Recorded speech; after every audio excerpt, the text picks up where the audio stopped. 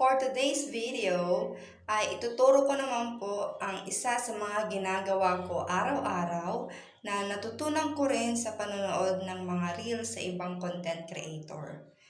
Very important po siya kasi dito mo malalaman kung eligible ka pa ba or may na-violate ka na sa mga rules ni Meta or nag-stop na yung earning mo or on hold yung mga earnings mo kasi may mga nalabag tayong rules. Alright, to start with, kailangan i-open po natin ang Facebook natin on our mobile phone. Then, punta po tayo sa professional dashboard. Okay po, ayan po, makikita po ninyo ang ating mga performance dyan.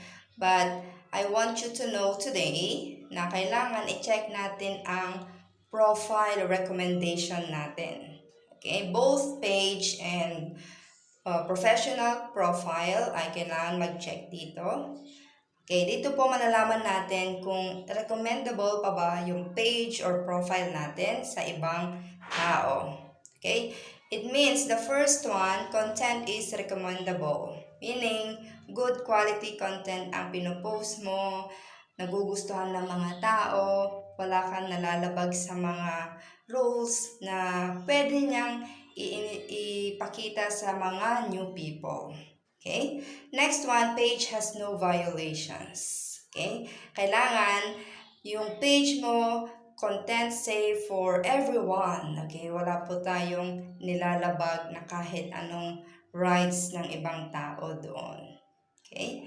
Next po, i-check naman natin yung page quality. Okay? Makikita po ninyo dyan. Page quality. Click po natin. Yan. Sabi po dyan, page has no issues. Okay? Good news yan kasi no violations yan. Dito pumapasok yung community standards violations. Okay, meaning po, ito po yung pag-interact, pagko-comment natin, pag-like sa ibang mga creator or sa mga friends mo sa Facebook. And also, kung may mga nag-report sa profile or page mo, dito rin siya papasok. Once na may nag-report or once may nalabag ka doon, nakared po yan. Kasi may problema po sa page quality mo. Kaya napaka-importante na always be kind, always be positive about other people. Kung may nakikita kang hindi maganda sa ibang mga creator or hindi naman siya ganun ka naaapektuhan yung pagkatao mo, then wag na po natin i-report yung mga yun. Hayaan na lang po natin. Pero of course, once na may mga nilabag sila, like nag-i-scam na sila or kung ano-ano nang ginagawa nila sa Facebook or nagpapanggap sila na ikaw, then of course, you need to report that to Facebook para ma-down ang Facebook na fake account. Okay po? And then of course, monetization. I-check po natin yan.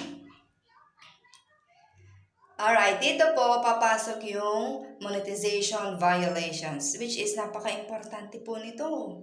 Kasi once na may nalabag ka sa rules ng monetization policies ni Meta, magi-stop earning mo, minsan hindi mo pa ma-withdraw yung naipon mo kasi may issue ka pa na kailangang i-resolve.